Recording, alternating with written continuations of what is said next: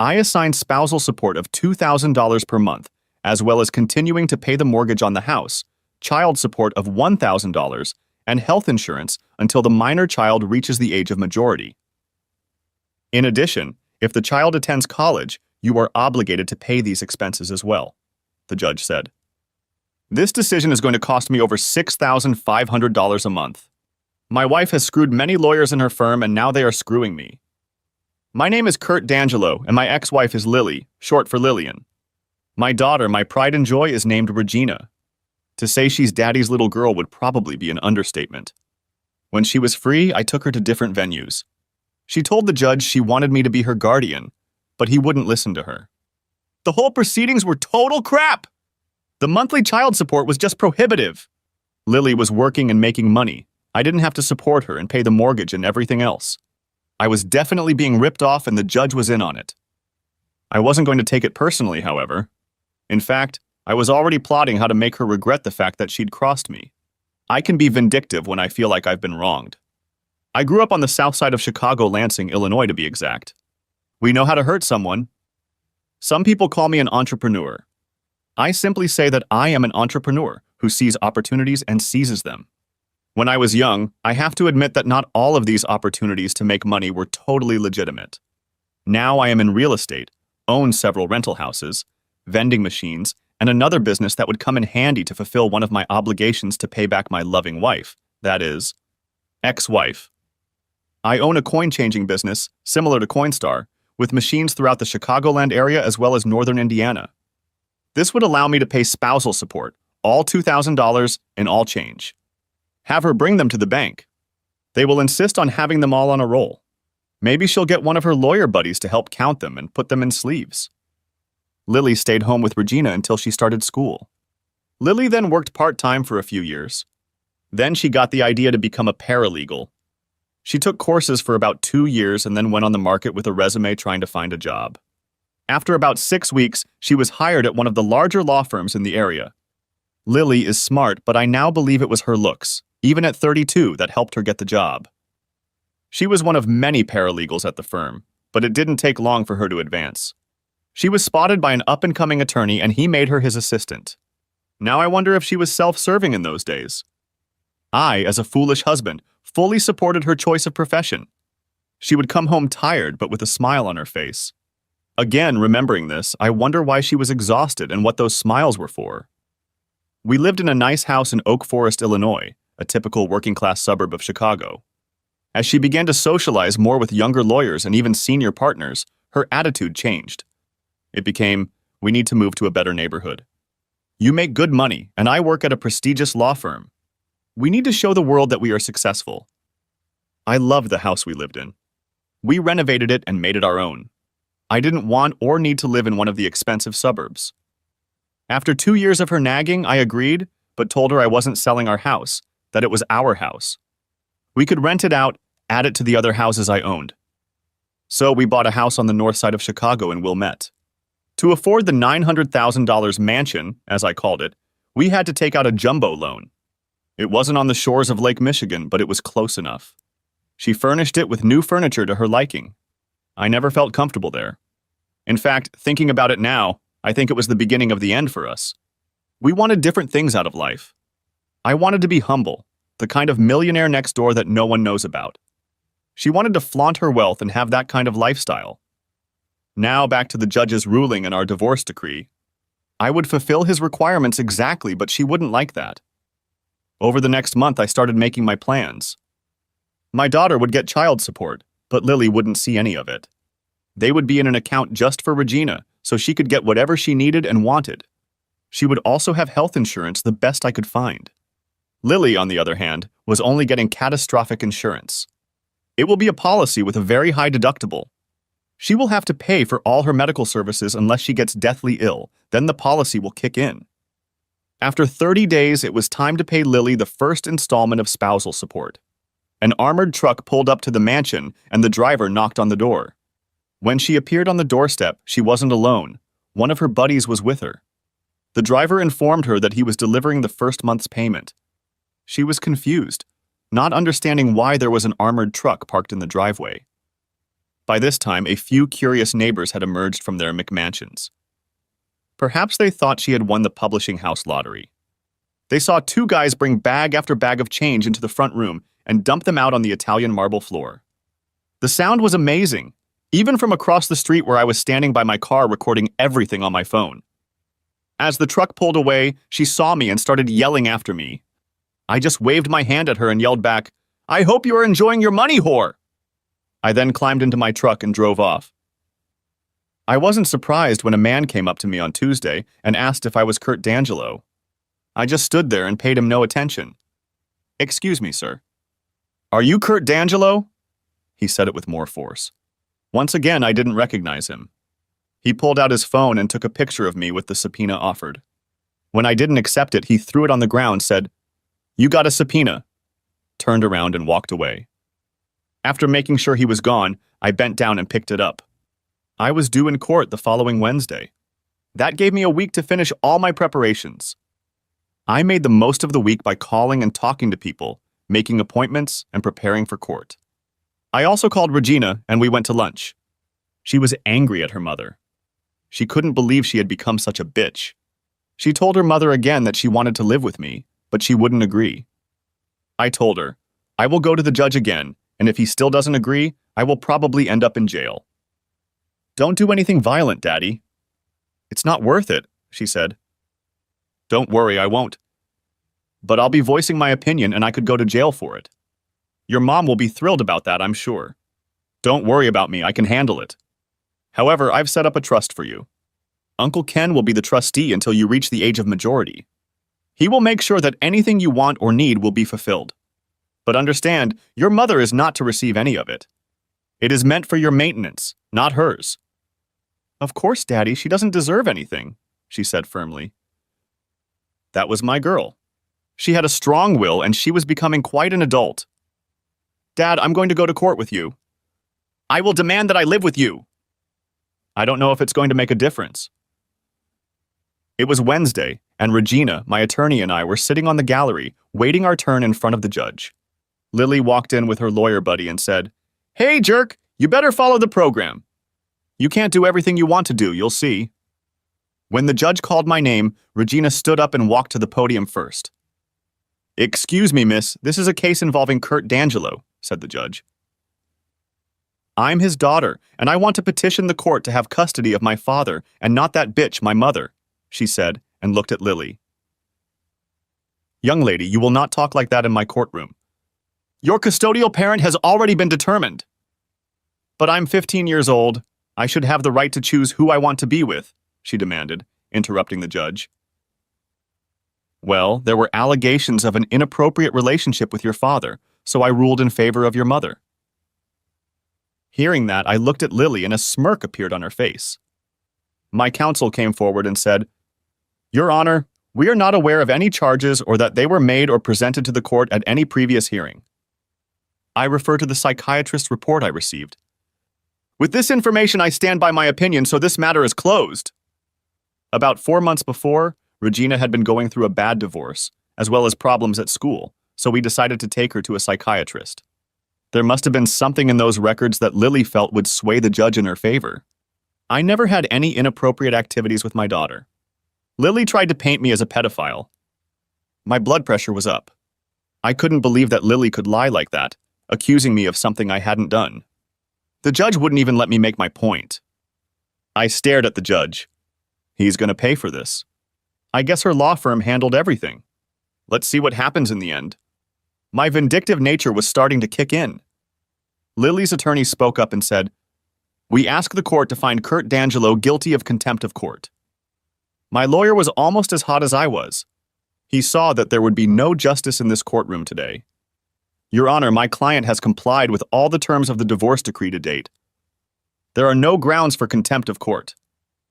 "Your Honor," Attorney Lily said, "at this time, my client has not received child support from Mr. D'Angelo." "That is correct, Your Honor," my attorney stated. "The child support was given directly to his daughter for any wants and needs she may have. You can ask her about that yourself." The judge was confused. He looked at Regina and she smiled, nodding her head. "We have canceled checks for insurance and mortgage," my lawyer said. I looked at Lily and her lawyer. They were trying to think of something. Your Honor, he said, paying in change is causing my client an absolutely intolerable hardship. Can we ask that she be given a check in the future? The judge, finally managing to get a word in, said, That seems reasonable. Before he could say anything else, my attorney spoke.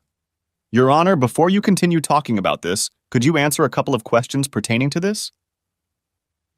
And what would that be? He asked. Is the Chicago Police Department part of the legal system of the city of Chicago? The judge looked at my lawyer like he was crazy and said, Of course you are. Why then? My attorney continued.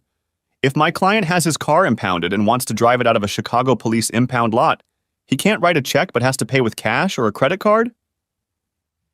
The judge stuttered, My attorney continued. If the police, by your own admission part of the Chicago legal system, refuse to accept a check, how can my client be required to pay future spousal maintenance in the form of a check? The judge, who now looked like a buffoon, became defensive and said, Because this is my court, and what I say is what will happen. At this point, I had had enough. I stood up and said, Because you're the law, and you're trying to please my wife's law firm. Was she a whore to you too? And then he exploded. Mr. D'Angelo, I find you in contempt of court and sentence you to 6 months in the Cook County Jail unless you apologize to me and the court and agree to any conditions I impose. Who are you? The king? The king of this kangaroo court? Shouted I. The judge was shocked. I'm sure he'd never been spoken to like that before. Bailiff, take this man into custody. I looked at Lily and her lawyer. They were stunned. Good luck getting money for whores, bitch, I said, then smiled. She didn't know yet how much her life would change. I was taken to a cell, strip-searched and transferred to prison. Prison is a good word. It's more like a prison. Immediately, 2 guards started questioning me about the disrespect I had shown to the judge. I wasn't afraid of prison. I'm 6'4" tall and weigh about 255 pounds. Working on rental properties kept me in shape. I also did a little time in juvie as a teenager. I was processed and escorted to the cell yard. I ignored all the talking and shouting. I was determined to stay in the shadows and always be on guard. As long as no one messed with me, I would be a ghost. When the evening meal was served, I took my tray and made my way through the line. I stood against the wall and ate, looking around at the scumbags who were trying to pretend to be something more than they were. Then, out of the noise, I heard a voice I hadn't heard in literally decades. Tex? My friends on the street called me Tex from back in the days when I was a juvenile delinquent. Tex? Randall, also known as Ringer, said. What the hell are you doing here? As he approached, many eyes followed him and turned to me. I set the tray down and hugged him, interlocking my right arms between me and my other arm around his shoulders. Ringer! Wow, you're a handsome man. How the hell are you doing? Well, I'm here, so not so good. You're probably not either. What did you do? Basically told the judge he was an asshole. That will be enough, he said. So how long are you here for? 6 months if I don't apologize to the son of a bitch. So, 6 months, I guess. We talked and ate, and some of the prisoners looked at us. Ringer told me about the situation in the prison. He said he would watch my back, and I agreed. We talked about old times. So, what are you going to do about the ex, her lovers, and the judge? He asked after I told him everything. He knew me from my younger years. Revenge had always been part of my behavior back then. In fact, that's why I got the nickname Tex. Tex is short for Texas, meaning don't mess with Texas. Those who did mess with it, they paid. They'll think twice before they cross me, and they'll tell others about it. So, Judge? What happened there? He asked. I told him he's basically a piece of shit.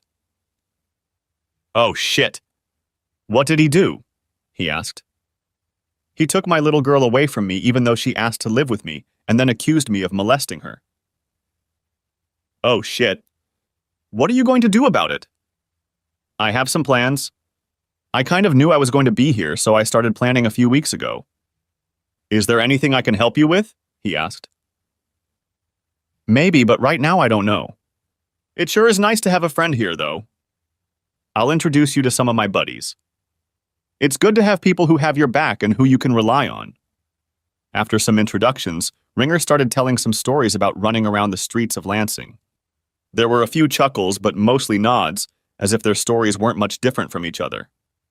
That night I lay in my bunk, staring at the wall. How did it get to this point? I asked myself. I began to review my life. My childhood was rough by most people's standards. My father was an abusive drunk, and my mom had no backbone at all, even when my dad started hitting me. Because of this, I spent most of my time on the streets.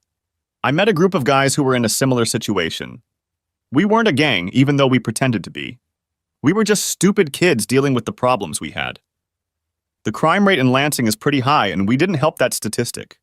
Mostly minor stuff, but we did steal a car a couple times. That's what got me into prison. Looking back, it was the best thing that happened to me. Sure, it was hard, but I had time to think about the direction my life was going.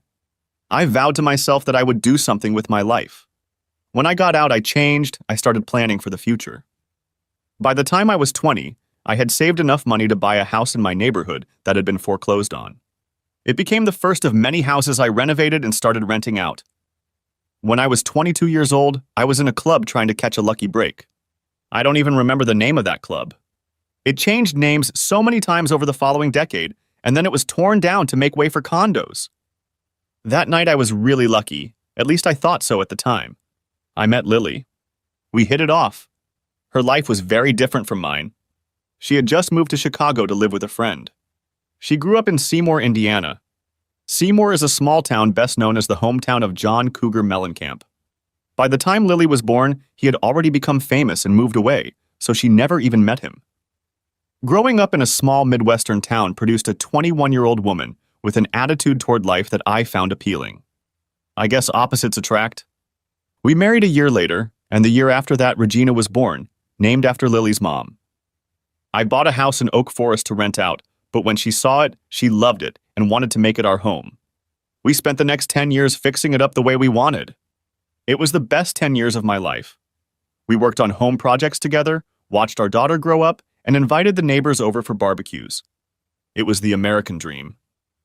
Then Lily got a job at a law firm, and things began to change, mostly her attitude toward life.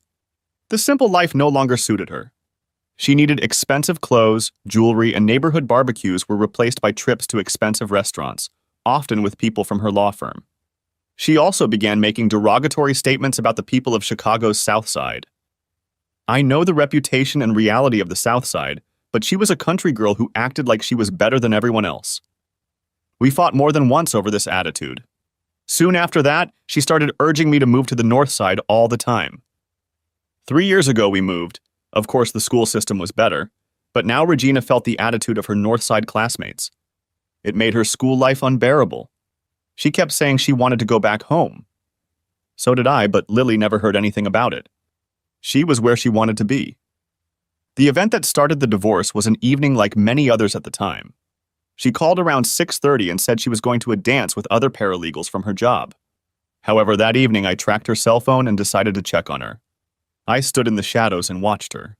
Sure enough, she was dancing, but with the guys from the club. They were flanking her like she was a free-for-all. They were doing anything but having sex on the dance floor. At about 9:15, I had to go to the bathroom to relieve myself. While I was doing my business in the stall, a guy came in and started peeing at the urinal. When he was done, another guy walked in. "Damn, Joe, you're getting turned on with Lily on the dance floor. I thought you were going to do it right there." "Yeah, she's a wild one," said the first guy. "You know it. She said she's coming home with me tonight. We can finally have some proper fun instead of 20 minutes at the office or in the back seat of my car." "Yes, it's nice for immediate relief, but it doesn't compare to the sexual experience," the other guy said. "Well, we're going to work all night tonight," the first guy bragged. "Maybe next weekend it will be my turn," said the other guy as they both left the restroom. I know guys like to talk, but this sounded more real than just bragging. I came out of the restroom a minute late to see her in the arms of one of the guys making out on the dance floor. Around 9:30, she texted me that she had a little too much alcohol and didn't feel comfortable in her state of mind going to the L so late at night. She texted me that she was going to spend the night with Paula, one of the other paralegals in her office. I texted her back, "That too." She then wrote back, "I'm sorry." She would be sorry. I watched her grab her purse and walk out of the club, holding hands with a young lawyer from her office. I followed them. They were so engrossed in each other that she didn't notice me. They jumped into his Lexus and kissed and groped each other for a few minutes. I started to get angry, but then my Southside vindictiveness took over, and I calmed down, making my plans. I followed them to his building. They pulled into the parking lot, and I headed for the mansion. When I arrived, I explained to Regina that we were leaving and that she should pack everything she wanted because we weren't coming back. She was excited, but asked, "What about Mom?" "There are other guys taking care of her now." She understood exactly what I meant. It took us about 3 hours, but we packed everything into the back of my truck. Fortunately, our house in Oak Forest had recently vacated, so we had a place to go. Around 11 o'clock the next day, Saturday, she called my cell phone. "Kurt, what's going on?" "Where are you?" "Home," was all I said. It only took her a couple seconds to realize what I meant. "Why?" she asked, knowing perfectly well why. "I don't know you anymore, and I don't want to know you." "Where's Regina?" "With me, she doesn't want to live with you in this house anymore." I know she wasn't sure if I knew anything about her buddy or not, so she said, "Come on, Kurt. If you don't like living in luxury, it doesn't mean you're just going to walk away and take our daughter with you." "No, Lily, but a wife having fun with me is a reason to leave. Expect divorce papers next week." She sighed, then said in her usual derogatory manner, "You Southsider piece of shit. You have no idea what hell you're bringing upon yourself." "My firm will eat you up." "That may be true," I said, "but in the end I will prevail." "You have not yet seen my full wrath." For the next 6 months, she made no attempt at reconciliation. She even called me to tell me that she was seeing one lawyer or another. I didn't care. There was no turning back. I had to get Regina back, but to do that, she had to go back to school. Regina informed me that Lily was out almost every night until at least 12 o'clock noon. She also told me that she was constantly rebuking me, telling me that I had no class and that Regina should aim to get one of the rich guys from her school as a future husband, so you could live in luxury for the rest of your life. Regina always defended me and told my mom she wanted to go back to Oak Forest. Now I'm lying here in jail, and Lily probably thinks she won. I was in jail, but I'll work. I wonder if she thought about how she was going to pay the mortgage, health insurance, and of course, spousal support. She certainly thought a few days in jail would make me come to my senses. No, they would just give me more time to plan and carry out my revenge. Something happened Thursday afternoon that will change the lives of many people, some of whom I will never meet. 2 guards ordered me to come with us. I was taken to a video conference room. I asked, "What is this?" "If I am going to speak to the judge, I want my lawyer to be present." They pushed me into the room and said, "Sit down! You will not talk to the judge, but you will be sentenced." They slammed the door and I started screaming for them to let me out. After about 10 minutes, I was thrashing around the room when the door opened and the guards let 6 cellmates into the room. I knew what they were going to try, and I was going to do everything I could to make sure it didn't happen. "You shouldn't mess with me," I declared. "You'll regret it." One of them jumped at me, and I punched him right in the nose. I heard it crack. Then they all rushed at me. I swung back, kicked, elbowed, and pinned them against the walls. Then the biggest of them, 6 inches taller than me, took me in a chokehold. I kept punching until I lost consciousness. I woke up in the infirmary. I was bloody, bruised, and my ass was on fire. I knew what they had done. They needed to establish dominance, and that's how they did it. I realized by the light coming through the window that it was morning. I had been out all night. When the nurse approached me, I looked at her with hatred in my eyes. Hatred for this whole system that could take my child from me, make me pay so my ex-wife could continue to live in the mansion, and finally put me in jail to teach me a lesson. The nurse looked at me. I was tied up so I couldn't move my arms or legs. Seeing the hatred in my eyes, she said, "I am here to help you, not to hurt you. You've been beaten up badly. They said you got into a fight, but we both know the truth. I can either help you get better, or you can lie here and suffer. There's no difference for me." I realized she said the last words, but didn't really mean them. She wanted to help. I tried to smile and said, "Sorry. You've been through a traumatic event. I can only imagine your rage. She left, but came back with a plate of breakfast for me. She unclenched one of my hands. Thank you, said I. You're welcome. As I sat and ate, I knew what I was going to do. Can I ask a favor? Said I. It depends on the situation, she replied. One of the prisoners, Randall Turner, is a friend of mine that I grew up with. May I invite him to join me? We'll see, she said in an indifferent tone. It turned out that she had managed to get permission to visit Ringer. Later that afternoon, he came to see me. When he saw me, he said, "Oh, shit." He knew I wouldn't let it go unnoticed.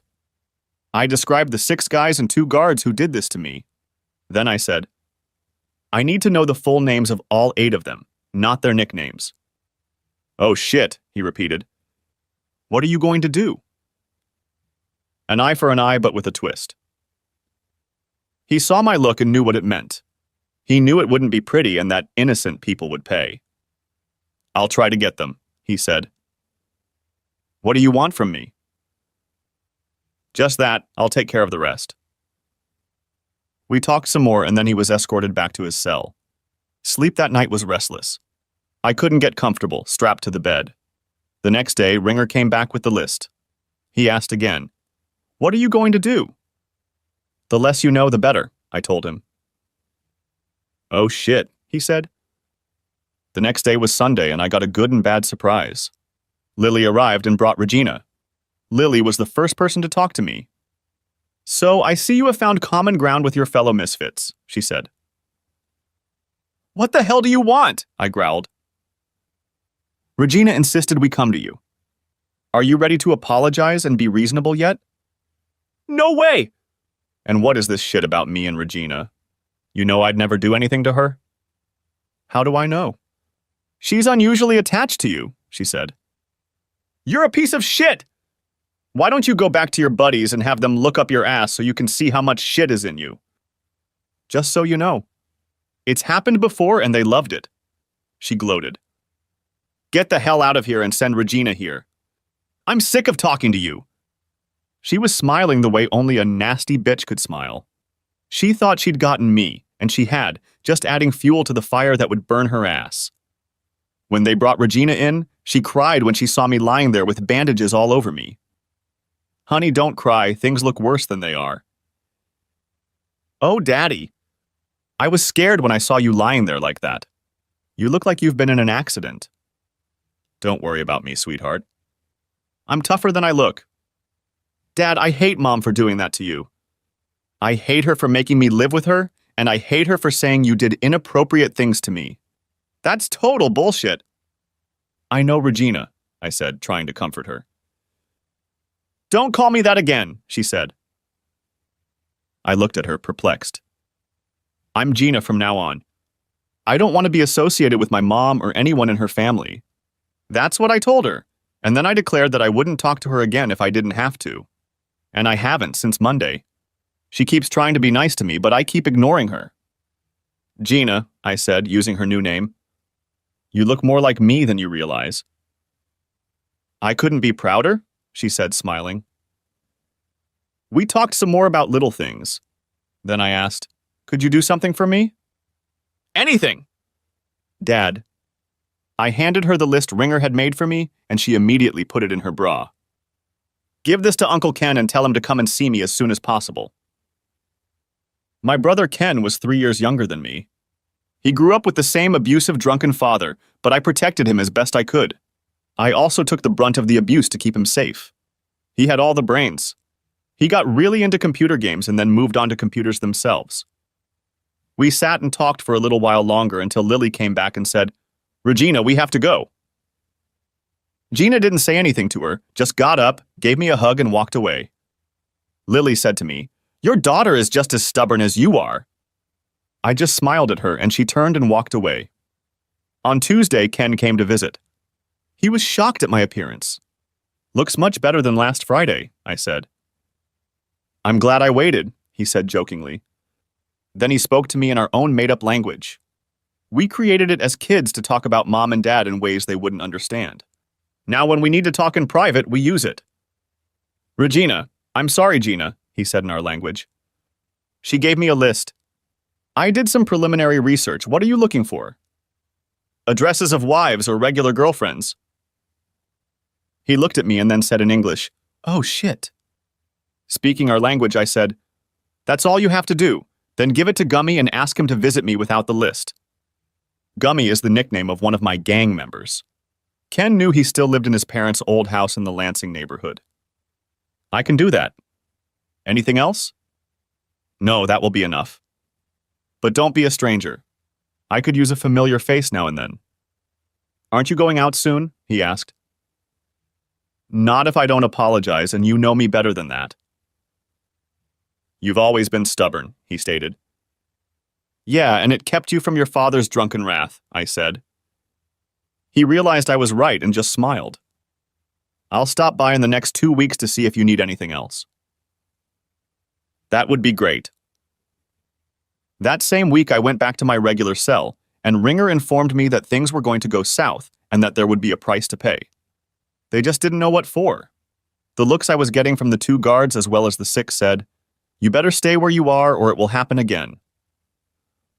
They didn't know yet that they were the ones who were going to be put in their place. Gummy came to visit and said to me, "Ken gave me this.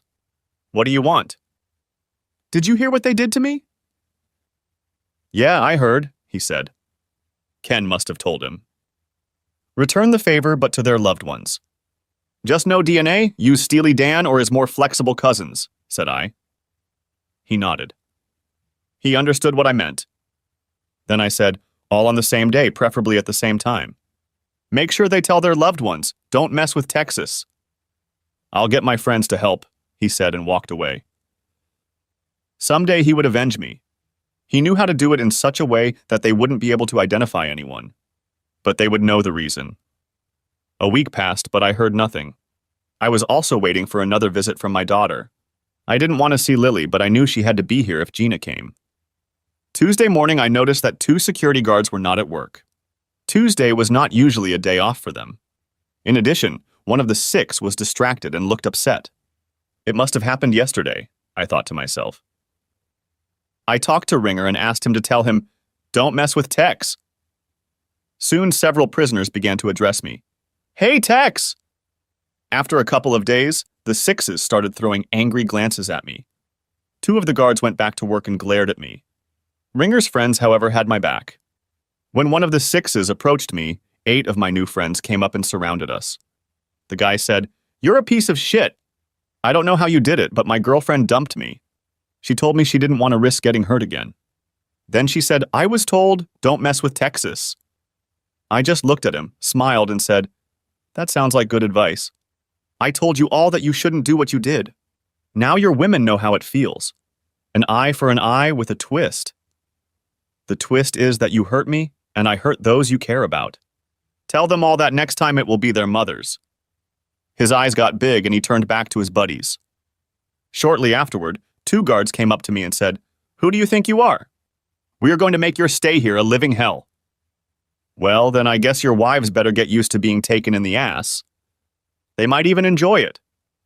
After that, one of the guards approached me to hit me. I did not resist. A minute or 2 after he let him beat me, he was dragged away by another guard. Many prisoners witnessed this. I'm sure the cameras saw it too. I was brought back to the infirmary and met Beth, the nurse who helped me the first time. So, we've got a troublemaker here, huh? I didn't throw any punches. The guard just started hitting me, said I. There will be an investigation this time. There were too many witnesses. He will probably lose his job because of it. One less asshole security guard, I said. These guards are keeping you safe, believe it or not. He certainly didn't keep me safe last time. More than that, he let it happen, I replied. She bandaged me up and told me I would have to stay overnight for observation. I wondered if she just wanted to look at my pretty face, which was pretty wrinkled. The guard was suspended from work pending the investigation. The other guard kept throwing stern glances at me, but didn't dare say anything to me. Perhaps he realized, don't mess with Texas. Gina hadn't come to see me in 3 weeks, and I kept wondering what was going on. Ken finally came in and told me that Lily was refusing to bring Gina to visit. That pissed me off even more. My ex-wife was hiding my daughter from me. Lily arrived at the end of the month. She had almost left Gina at home, but Gina wouldn't get out of the car no matter how much she screamed and yelled. Lily came in to see me and was already furious. "Your daughter is acting impossible." "She hardly ever talks to me. She's just as stubborn as you are." "You said that last time you were here. Why don't you ask the judge to reverse his decision and hand her over to me? I'd be happy to take her off your hands," I told her. "You're not getting her." "She needs to go to a good school so she can accomplish something." "Oak Forest is a good school and she loved it there," I told her. "It's not even close to Wilmette." "She's getting a great education and meeting people who can help her in the future," she replied. "Our daughter will make her own way in life. She doesn't need to ride on someone else's coattails," I objected. "You're just so stubborn that you can't see any good it can do." "Lily, we've argued about this 100 times. You're never going to change my mind, and I'm not going to change yours. Why did you come here in the first place? I know it wasn't to bring Gina to me." "Her name is Regina, not Gina." "Well, that's not what she wants to be called." "Don't you want her to be an independent woman?" "You mean stubbornness?" said Lily. "No, I mean independent. Able to think for herself, to decide what's right for her, not go along with a guy with money or power. Or maybe big stick." She looked at me and grinned. She knew that last comment was meant for her. "Anyway, that's it," she said. "I need spousal support payments. I need to buy things and pay bills." "Well, you'll have to pay for them out of your paycheck. I can't get checks from my S-Corp while I'm incarcerated, and I don't have to. No job, no paycheck. That's how it works in the real world." "What do you mean?" "I can't pay all the bills on my paycheck." "Well, you should have thought of that before taking me to court," I replied. "Well, you acted like a jackass by paying in change." "Well, now you won't get paid because I'm in jail." "You must," she said. "No, I don't. What are they going to do to me? Put me in jail if I don't?" "Oh, I'm already in jail. It wouldn't be very wise of them to get me out to throw me back in." "What am I going to do about the bills?" she whined. I looked at her and said, "Get one of your lawyer buddies to pay the bills. I'm sure you deserve it." With those words, she ran out of the room. Gina came in. I was so happy to see her. "Wow, you really pissed her off," she said. "She expects me to keep paying her spousal support while I'm in jail." "Ha, good luck with that," said I.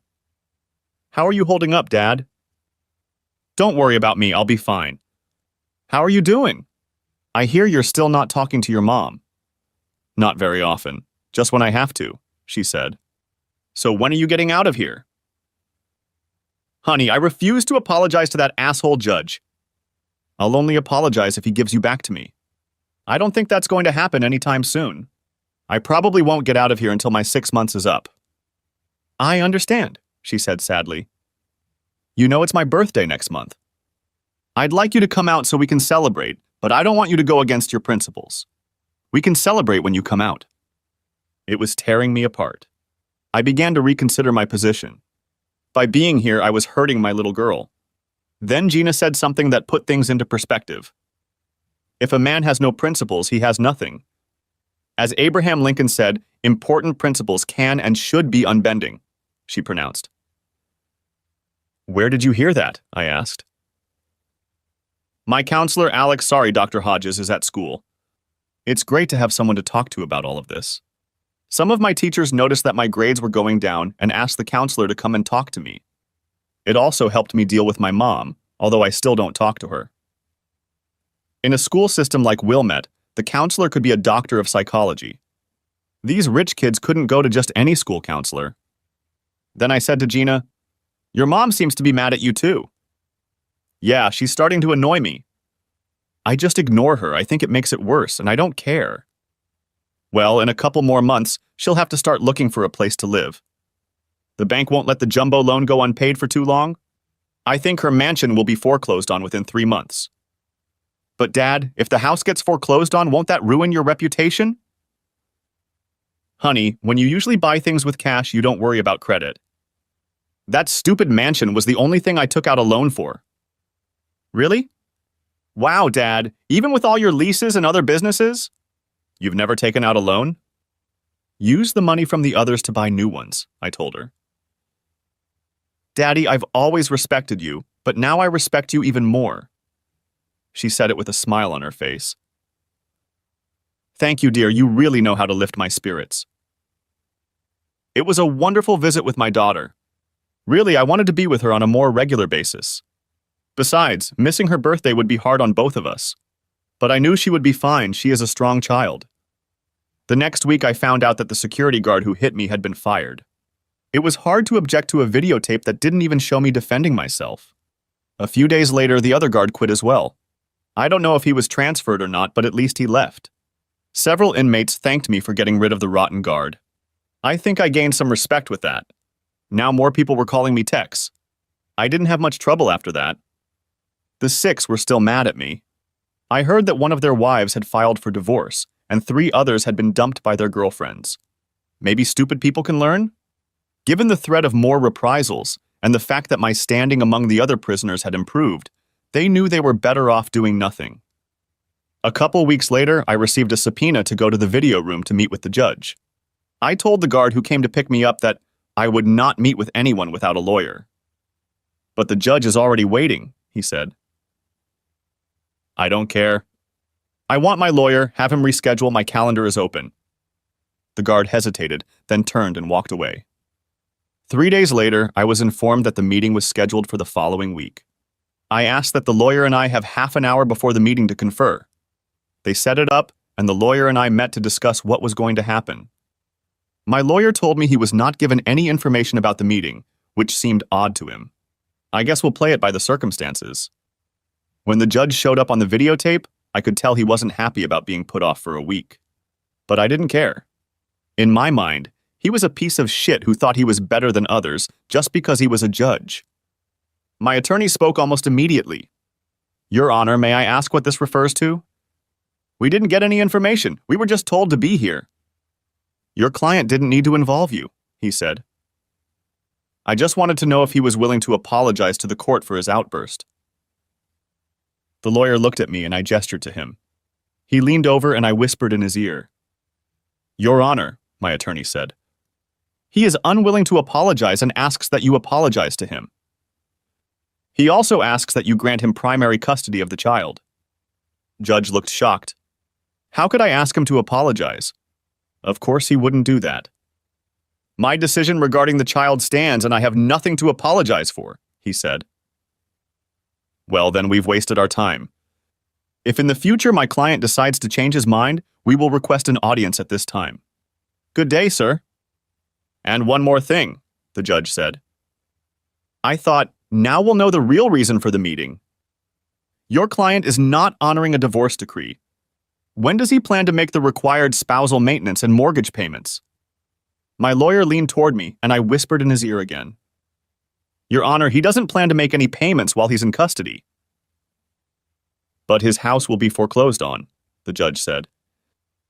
It's not my house, maybe my wife's mansion, but it's not my house. I never wanted to own it, I said bluntly to the judge. It will ruin your credit and you will lose all your equity, he said. A small price to pay to see my favorite ex-wife walking down the street where she belongs, said I. Then I said something I knew would piss him off. Perhaps all her buddies can make the payments. I'm sure you all can find the money together. I knew that by insinuating that my wife was a whore and he was one of her lovers, he would fly into a rage. You worthless piece of shit, Southside scum. Who do you think you're talking to? I interrupted him as he was about to continue. I think I'm talking to the man who partook of my wife's body. If I'm wrong, I apologize. I just can't understand why someone who isn't in the game would care so much. With these words, I got up and went to the door to be let out. I heard the judge say, Counselor, your client just earned himself 2 extra months in jail. If he continues to disrespect me, I will make his life a living hell. I smiled, waiting for the guard who was supposed to return me to my cell. I realized he was listening because he had a stunned expression on his face. He couldn't believe what I had just done. When I got back to my cell, I was on edge. Apparently, my wife had blabbed about the mortgage to her buddies, who in turn had talked to the judge. What a goddamn rat's nest. Their time will come soon enough. The next Sunday, Lily couldn't resist coming to visit me in jail. Luckily, Gina found out about it and made her bring her along. I heard you pissed off the judge again and got 2 more months in jail. When are you going to learn? You can't fight the system. Lily, why don't you just talk to me anymore? All you're doing is trying to show your attitude toward Northside. I don't need that. All I need is for you to make sure Gina visits me regularly. She practically screamed, "It's Regina!" I turned away and didn't speak to her. She just kept cursing. Finally, she left and Gina came in. When she walked in, she had a huge smile on her face. I asked her why she was so happy. "Because I'm going to see my daddy," she said. "It can't be the only reason," I said. "I have a surprise for you, but I can't tell you what it is yet until I think it through." "Dad, do you trust me?" "With my life," said I. "Then will you sign this paper without reading it first?" She held out a folded piece of paper. I looked at her warily. "What are you up to?" "You'll have to wait and see. I thought you trusted me." I smiled at her and signed the paper. She folded it so that only the spot where she wanted to write my name was visible. "Mom said you did something to get your sentence extended for another 2 months. Is that true?" "Yes, I'm sorry, darling." "What did you do?" "Confronted the judge again." "Well, whatever you did, he probably deserved it." We talked a little more about school and her mom. She kept talking about this Dr. Alex Hodges thing and wondering what was going on. I tried to get her to tell me about her plans for my signing, but she said it should remain a surprise. "I'm sorry I won't be at your 16th birthday party, but the next time you come to see me, I'll have a birthday present for you." "What is it?" she asked. "It's a surprise." "So I guess we're both in for surprises," said I. At the end of the visit, I asked Gina to invite Greg to join me. Greg was my right-hand man. He helped me with all my business matters. "Of course, Daddy," she said. I assigned Greg a few specific cases when I thought I was going to jail. I hope he did well with them. Now I had one more job for him, a surprise birthday party for Gina. At the end of that week, Greg came to visit us. He had actually managed to do quite a lot of the things I had asked him to do. Then I asked him to prepare a surprise for Gina for her birthday. He looked at me and said, "Are you sure?" "Yes. It's the perfect gift for her." "Okay, I'll talk to our lawyer," he said. "Also, visit my brother Ken and give him what you have. He'll know what to do with it. If he has any questions, have him come to me. If not, let him go to Gummies." "Will do," he said and left. I just smiled and kept the smile on my face all day. Gummy knew my devious mind and was going to get back at me while I was guilt-free in jail. By the end of the month, my popularity among the prisoners had grown. A guard must have told someone how I treated the judge, and as in any other organization, word spread among the prisoners. Pretty soon everyone was calling me Tex. Also, towards the end of the month, I had a visitor. I went into the room and saw Lily sitting there. I was about to turn around and leave when she said, "Kurt, please stop. I need to talk to you." "I have nothing to say to you, Lily," I replied. "We're going to lose our house. You have to give me some money to stop the foreclosure," she pleaded. "This is your house, Lily. I never wanted it, but you kept nagging me until I gave in. This house means nothing to me, and in a falling market, we don't have any equity. Let the bank take it." "Kurt, you can't do this." "You have to help me." "Go and ask your buddies for help." "I'm sure they have enough money." "Then you can really become the whore you are." "Why are you doing this to me?" she cried. "Why did you lie and tell the judge I was molesting our daughter?" She didn't know what to say. She realized she had done me wrong. She cried and I left. It felt good to let it all out. As I was being led back to my cell, the guard got a call to bring me back. When I walked in, expecting to see Lily sitting there crying and begging me to help her again, I was surprised to see Gina. "Gina, your mom didn't tell me she brought you." "I wouldn't let her come without me," she said. "I'm sorry I missed your birthday," I said. "But I have a present for you nonetheless." "Dad, I knew you'd miss me and I don't care. I love you anyway. And you don't have to give me a present," she said. What a wonderful daughter I have, I thought. I don't have it with me, nor is it possible, but I can tell you what it is. Gina, the house in Oak Forest belongs to you. It goes into trust for you when you become of age. When I get out of here, can I stay there? Of course I'll pay your rent. Her eyes widened and a huge smile appeared on her face. Daddy, my God, you just removed a huge obstacle that was keeping you from being surprised. I still can't tell you, but when I do, you'll understand. I love you so much. I love you too, honey. I was puzzled as to what this surprise was. It must have something to do with our home, not the mansion, but our real home. We both smiled as we continued our conversation. She started talking about Alex, her counselor, again. I wondered if she had a crush on him. I hoped he was professional and had no ulterior motives towards her. I would have to meet this Alex guy as soon as I got out of here. As I was led back to my cell, I had a huge smile on my face, both because of the verbal battle with Lily and the wonderful conversation with Gina. The other inmates were perplexed as to what I had done. They already knew that a smile meant someone was hurt. Gummy came to visit me one day. It was all set. A video of my wife, other paralegals at her firm, some of them married, and prostitutes being entertained by most of the lawyers at the firm, as well as up-and-coming Democratic politicians and a certain judge I knew all too well.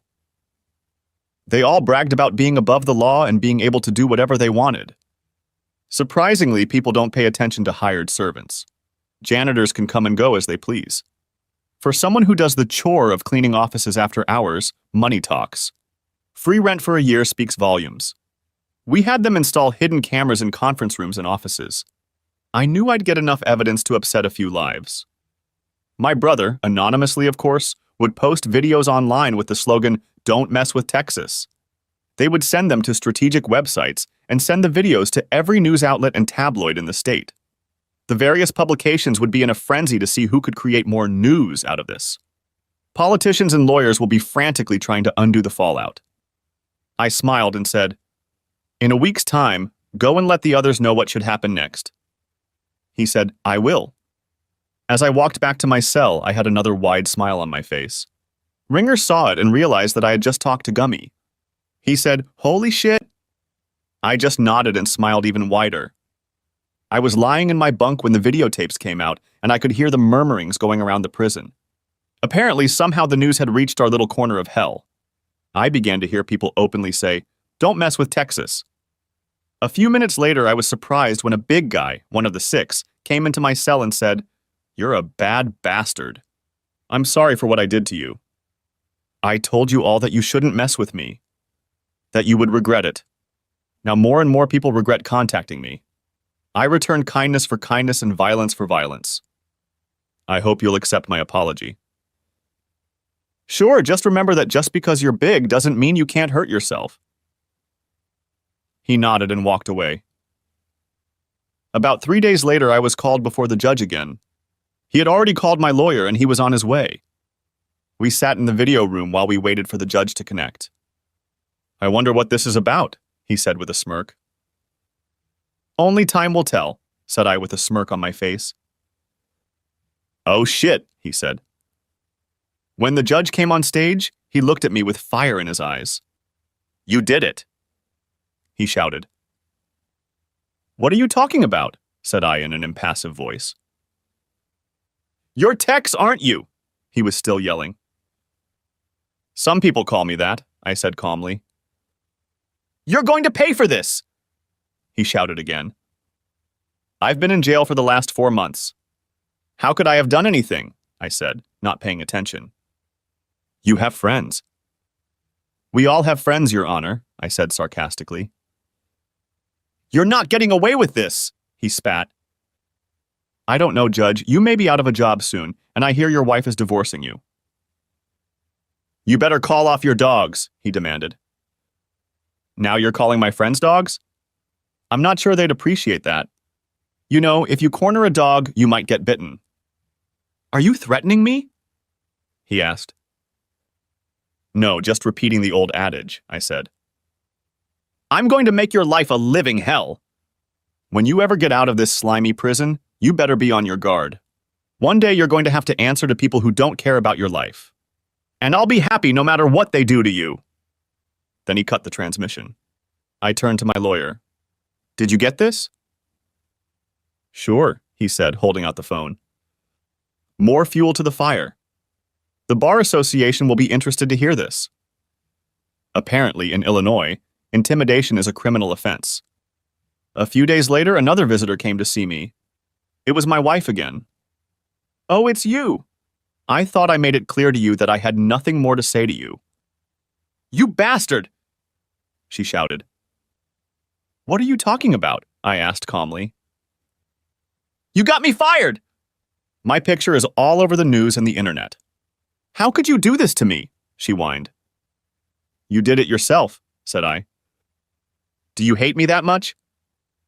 Yeah, and all your law buddies who think they're better than everyone else. I spat back. I continued. When we first met, you were a sweet small-town girl with a great personality. Now you're just an uptown bitch who loves no one but herself. What am I going to do? I don't have a job, and no one will hire me now. Move back to Seymour and live with your folks, I suggested. I can't. The local paper had a headline local girl at center of Chicago scandal. My parents are going to take early retirement and move to Florida to avoid all this talk. Looks like Florida is the right place for you. You'll be a lot farther away from me. They don't want to receive me. They hardly want to talk to me. Wow, your parents barely want to talk to you, and your daughter barely talks to you. Maybe it's you? I said. I think you should move and start over. But you better not take Gina with you. As soon as I leave here, I'll come back and petition the court for primary custody. I think with your reputation, they'll reconsider you as the best moral example for an impressionable girl. You can't do that, she said. She's all I have left. Lily, I don't care! You did this to yourself. We had a good life, and then you started having fun with everyone. Hey, that's a thought. You could be a whore for one of your lawyer buddies. I'm sure there's a market for an almost 40-year-old ass. She looked at me. There was nothing but pain in her eyes. She put her forehead on the table in front of her and just cried. Sucks to be you, said I. Then I asked, Did you bring Gina? She practically exploded, declaring, It's Regina! And no, she's doing something with this doctor friend of hers. Well, then I have nothing more to say to you. Don't come back unless you bring Gina. I turned and walked away as she was still furious. There was no smile on my face this time. I actually felt sorry for her. She was broken. The next day I saw a night report. Apparently the top floor of a 5-story office building in the center of town had caught fire. Thanks to the sprinkler system, the bottom 4 floors were not destroyed, but the top floor was gutted. I just smiled. Ken came to me the next day and told me that the law firm's external server had crashed. All of their data had been lost. Again, I just smiled. A couple weeks later, I had another visitor. It was Gina. She must have talked her mother into bringing her. She came in with the biggest smile I'd ever seen. Gina, I turned to her. You look incredibly happy. What's wrong? I was finally able to finish my surprise for you. You'll never guess what it is. Well, I know from our last conversation that it has something to do with the house in Oak Forest. Don't tell me you and Mom moved there. I know she'd rather live anywhere but there. You're half right, she said. I looked at him puzzled. Mom is being evicted from the Wilmette house, and I'm moving into the Oak Forest house. How can you do that? After all, by court order, she's got primary custody of you until you're of age? I asked. What a surprise. I'm legally an adult. Now I was really puzzled. I've achieved emancipation. That's what Alex and I have been working on for the last 2 months. Once you put the house in trust, everything fell into place for me. I needed somewhere safe to live, and our old neighborhood is perfect for that. So, let me get this straight. Are you now considered an adult? Yes, when I started having problems with school, mostly because of problems at home, Dr. Hodges helped me solve that problem. Once you get out of here, you can go home. I can't wait to go back to high school in Oak Forest. I've already talked to a lot of my old friends. They can't wait for summer to end and school to start. Mom told me you were spending time with a counselor. I'd like to meet this Alex guy, said I. I still had my doubts that this grown guy was paying that much attention to my daughter. Well, you're in luck. Alex brought me here today. Now I was really starting to worry. He's driving her around Chicago? I'll be right back, she said, heading for the door. I needed to assess the situation. How could I tactfully let Alex know that he was crossing a fine line when it came to his intentions for my daughter? I didn't want to upset my daughter, but I wanted to put the fear of God into him. When Gina walked back through the door, she was followed, not by a man, but by a gorgeous woman with raven hair. She smiled at me with a question. How are you doing? I looked at her carefully and said, Freddie? She replied, I haven't heard that name in about 20 years. Freddie, or should I say Alexandria Frederico, was from my neighborhood. She didn't hang out with my gang, but we went to school together. Gina looked at both of us in confusion. Daddy, how do you know Dr. Hodges? Freddie, or Alex as I now realize, answered for me. We lived in the same neighborhood. But he didn't pay attention to me then. I turned to Gina. She was a couple years behind me in school, and we didn't really run in the same circles. And you were a juvenile delinquent back then, she said with a smile on her face. I see you haven't changed much. You're in your 40s now, and you're still in prison. My face reddened, and then I said, I still can't keep my mouth shut when it's appropriate. Looks like it, she said. I heard that I should probably call you Tex? Huh? Said Gina. Why do you call him that? That was his nickname when he was a teenager. He was never afraid to retaliate when someone did something bad to him. Your mom definitely did something bad to him, and if I'm not mistaken, I bet the news about the law firm is all Tex is doing. I plead guilty, said I. Before we go any further, I just wanted to say that I hope you don't mind me spending time with Regina. It's Gina, said Regina. Sorry, I forgot, she said. Then she looked at me again and said, When I first started talking to Gina, about 9 months ago, she was very upset about everything that was going on in her life.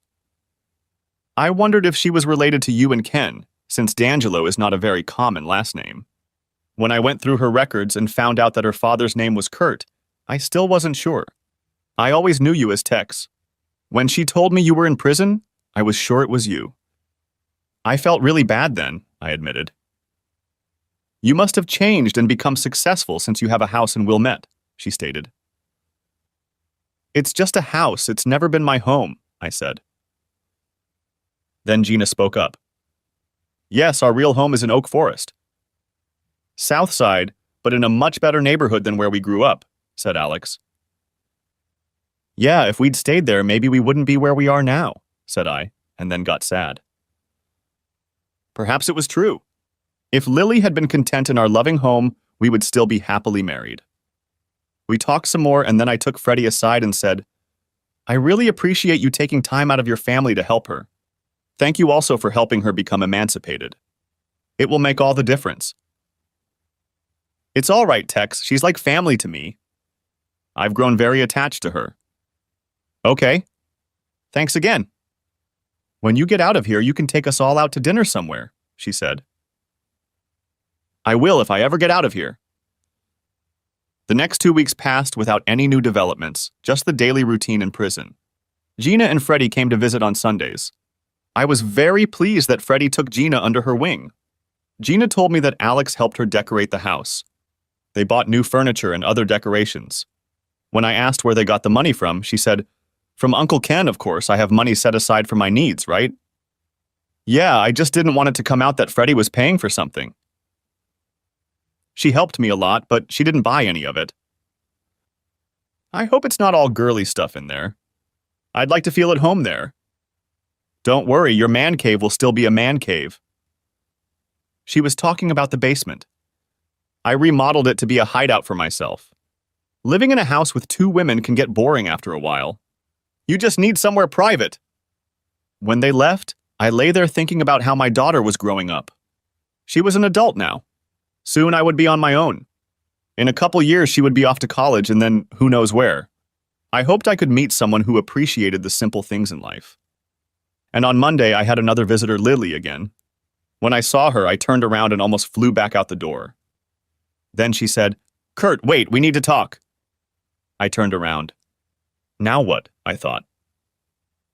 Do you know what our daughter did?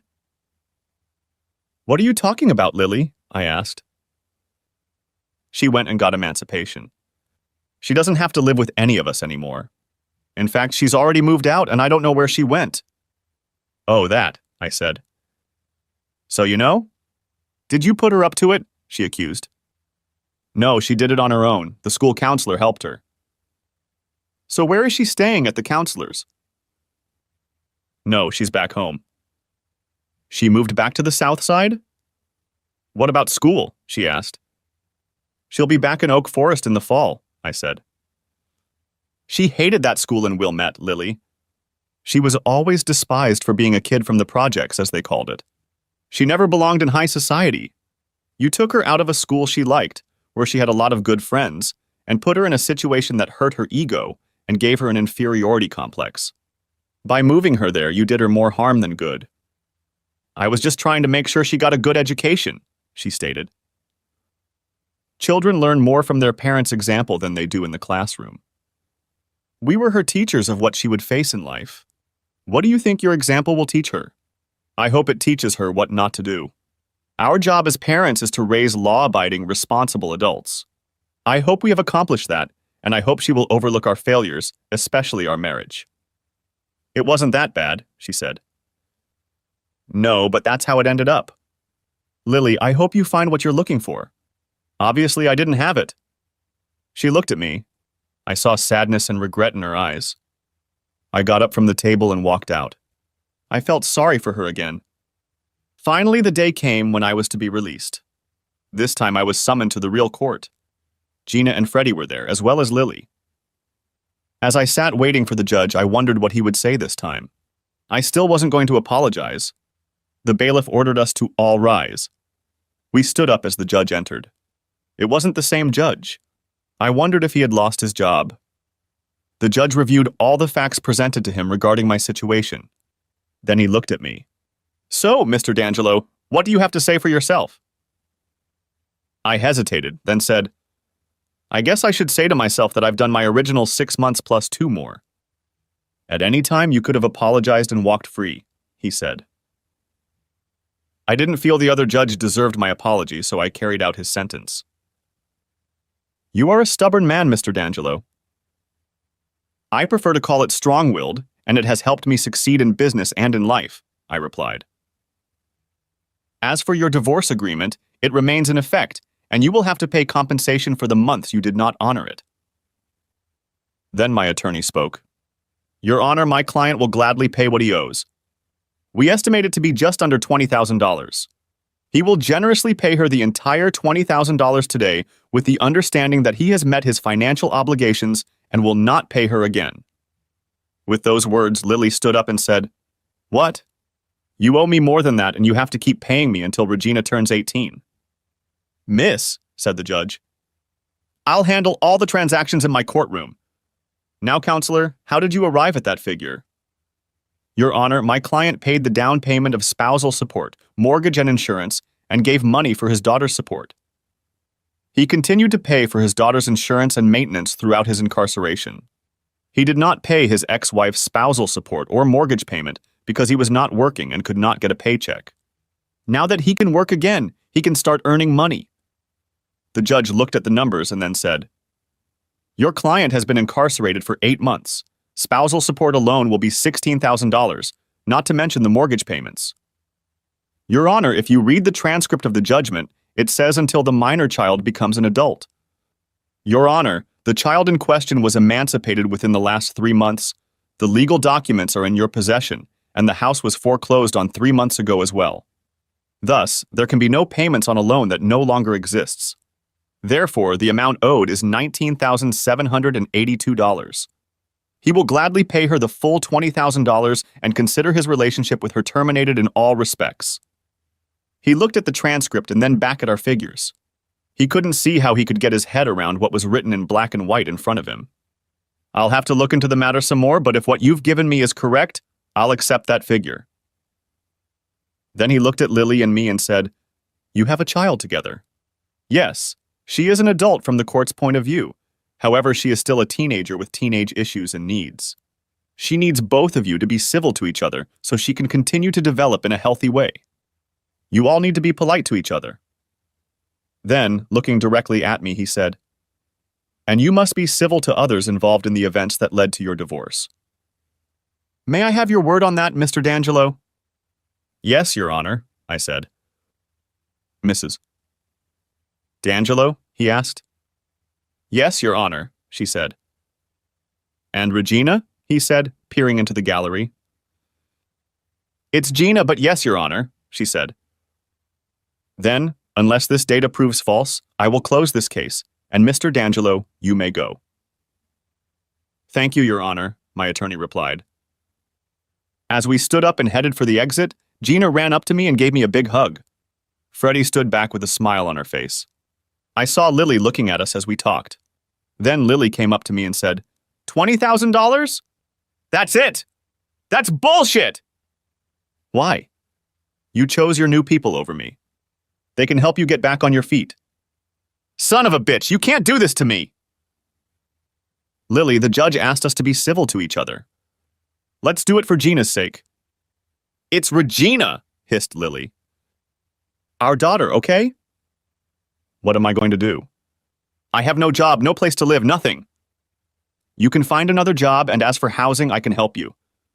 I can put you in one of my apartments, rent-free for 6 months. That way you can focus on getting your life in order. You want me to move back to the south side? She whined. It's free rent. How can it be wrong? She exclaimed. I then turned to Gina and Freddie. Ladies, are you ready to go? Of course, they both said. Freddie, I think I owe you a nice dinner. I think I remember something like that, she said. Well, let's go to RPM Italian. I made reservations when I got confirmation of the release date. I really need to cleanse my palate of prison food. Out of the corner of my eye, I noticed Lily. I could tell she was furious. It was our restaurant. We went there together on special occasions. The table is booked for 6:30, so we have a little time. Do you mind if we ride around a bit? I just need to get used to the freedom, said I. I then turned to Freddie.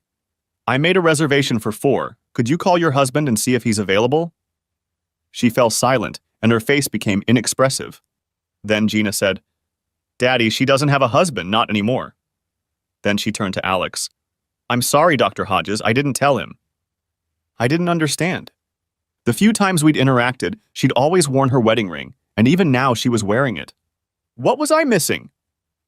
I'm sorry, Freddie, if I've offended you, I offered. No, you shouldn't, you didn't know. My husband was killed on the Eisenhower Highway about 5 years ago.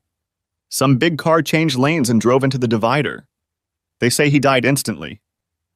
I'm sorry, Freddie, I didn't know. I just assumed that since you were wearing rings, you must be married.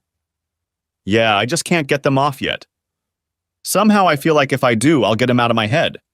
I know, psychologist with mental problems. I've heard that before. Well, I'm very sorry. Perhaps you'll join us so I can try to make it up to you? She looked grim but said, I think it's going to be okay.